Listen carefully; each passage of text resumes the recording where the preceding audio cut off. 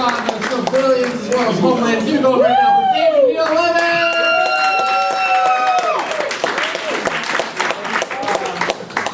Alright. Billions and Homeland. Those shows are hilarious. Oh my god, finally gonna get a white male perspective.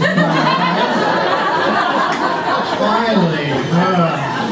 I was gonna say I was the only one over 40, but some people I think beat me to that earlier. Anyway, any of you guys live in New York City? Now they say dating is hard in New York City, but there's like a bajillion people here, so you'd think it'd be easy just because of numbers. But I don't know. Let's find out. Assuming Miss, ma'am, when we start. Hey, do you want to go out sometime? With him. Oh God, all the good ones are taken. Oh, dating's hard. All right, let's try again. Oh, you, sir, in the ball cap. Hey, you like baseball? You want to go out sometime? Yeah. Oh, I forgot I'm not gay.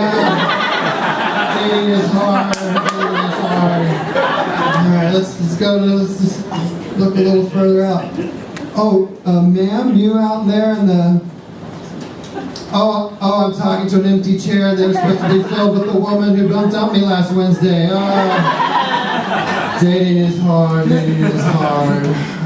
The best first words on a date I ever heard out of a woman's mouth were, she said, "You look just like your profile picture." It's like, I'm glad to be here too. But after 4 dates, she decided she wasn't attracted to me. So I guess that had something to do with what I said or did. I don't know. I guess that, or my words and actions, I guess, didn't appeal to her. But, it happens. But I'm like 99.9% over this woman that dumped me over email so she could go to a barbecue at a guy's house that used to fuck her on Labor Day 2017, and I know I'm almost over her because I was in her neighborhood several months ago, doing some light stalking, and I saw her car, which is a blue Mini Cooper, AHV730, and I was like, I should key her car. But I'd never keyed anything before, and then I was like, wait, I realized I wasn't angry anymore, and I thought back about our relationship. And like on our very first date, she didn't look like her profile picture, which, as we know, can go one way or the other. And like we went to the Whitney and I had tickets, but they were free. And she goes, "Oh, you could have totally lied and told me you paid for those." And I was like, "Yeah, because that's a great foundation on which to build a relationship." And she used way too many emojis. Just use your words. And oh right, and she fucked me a dozen times before telling me she had herpes. So anyway, so maybe sometimes it's best to move on. Learn us to move on. Last year I did date for a couple months a 71-year-old woman. What? She accidentally super liked me on Tinder, and one thing led to another. You know how you accidentally start dating someone 27 years old? Okay. That one comic's former principal does. Anyway, and just to put it in perspective, it's like if a 102-year-old were to date a 129-year-old. What? Oh my God, crazy.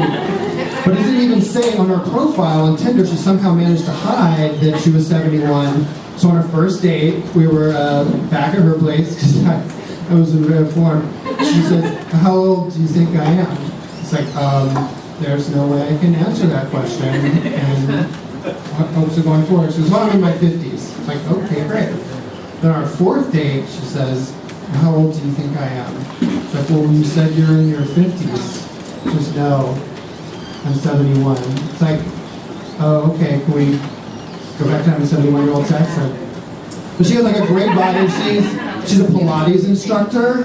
She had a great body, and she played bridge. She won bridge tournaments in New York City, and this is me, bragging about my 71-year-old girlfriend. But finally, after a few more days, she's like, "I I can't keep being intimate with you like this, like at this level of casualness, because we both knew we were going to get married. And she's like, I can't keep doing this. It's just the way FDR raised me.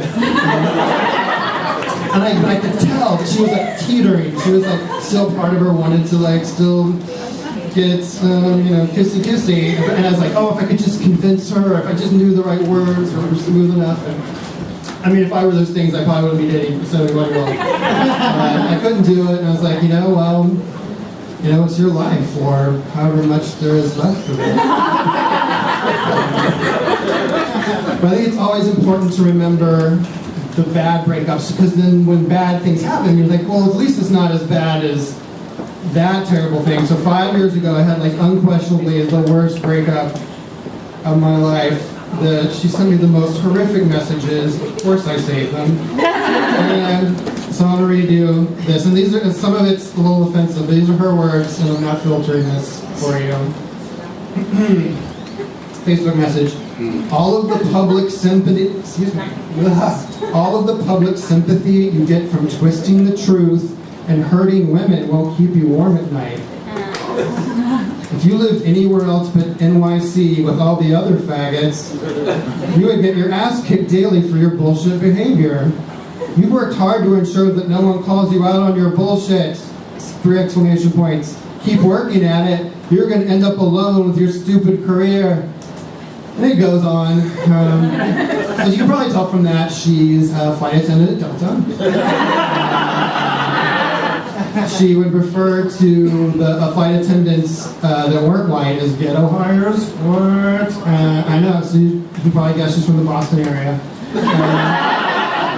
And her name, she usually does like the last day checks, which I guess I had it, from New York to London. So if you're going from New York to London and you see a flight attendant with short red hair, whose name is Tamara.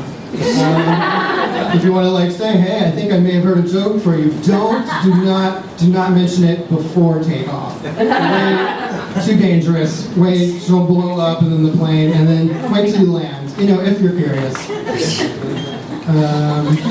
One of the things I had to relearn from dating again is, if at the end of your date you hear the person say, "Well, it was nice meeting you," that just means I never want to see you. Because, see, it was nice meeting you, past tense. But now the meeting is over, and there'll be no more meetings. But it was really nice meeting, like, okay, thank you, I got it. So, oh my God, politics, right? State of the world. I don't want to sound alarmist, but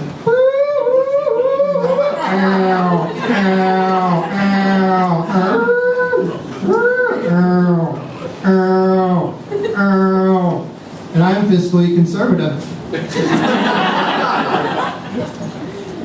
So I was on the subway, surprise, live in New York, and I was sitting down, and this guy was standing right in front of me, and his zipper was down. So I said, just like this, I said, "Your zipper's undone."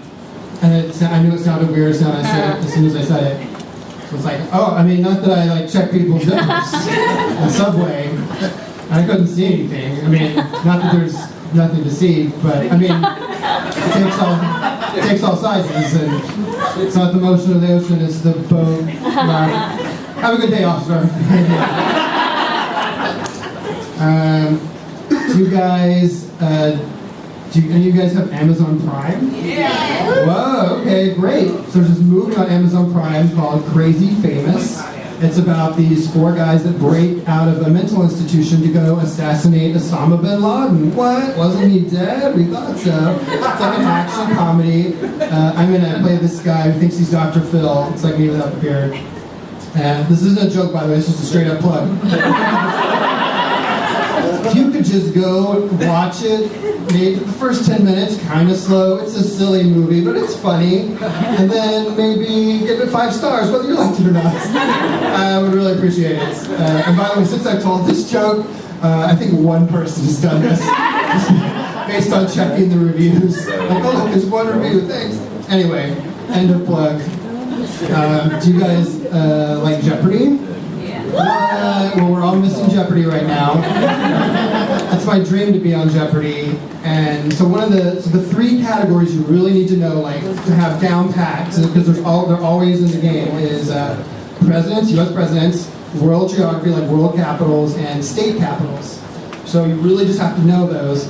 So how about, does anyone have a Jeopardy style question they could throw at me to see how I'm doing? Anyone like a world capital, state capital question, something about a U.S. president? Any hands up? No? This audience isn't. Oh yes, there's one. Yes, sir. What is the state bird of Michigan? State bird of Michigan is not a state capital.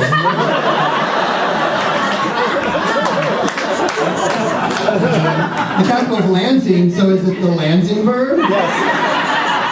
Yes. I appreciate. Thank you though. Is there anyone else? Just check one more time.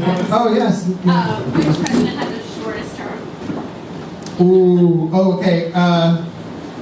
Who is Harrison? William Henry Harrison. Sure.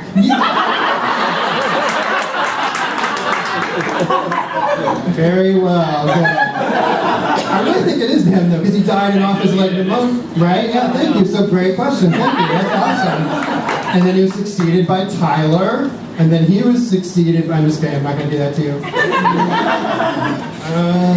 But neither one of those was a real Jeopardy question. Because it's supposed to be the answer, and then you should say it. Well, we're a comedy show, so I'm sort of like. Taking the softballs. You're right, though, sir. That's all right. You're right. When I get home tonight, they do that when I'm watching Jeopardy on Hulu. Wow, there'll be words heard. So you want to hear an old-timey joke? Yeah, you bet you do. Well, there's the light, so we're going to skip the old-timey joke. So I'm an actor, and I'm mostly unemployed. My mom knows this. She sends me care packages. She's been sending me care packages for years, and which is great. And they're filled with like these weird things, like mixed nuts, which sounds good, but then she'll send like plastic baggies. I'm like, what are the baggies for? She's like, to put the nuts in so you can take them with you. I'm like, oh, of course. And like emergency ponchos, and like my room was filling up with this stuff. And I was like, can you just please stop sending me these packages? Right? And she's like, well, and then I thought about it, and I was like, after she stops sending packages, then there will be no more packages because no one will care. So I relented and accepted the packages with a new perspective. And then last holiday she sent me one, and there was a note inside, which is rare because there's almost never a note. It's like, oh, cool, what does it say?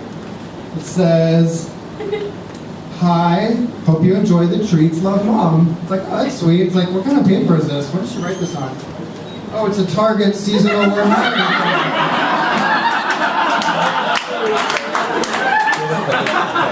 I've been David Neal Levin. Thanks everybody.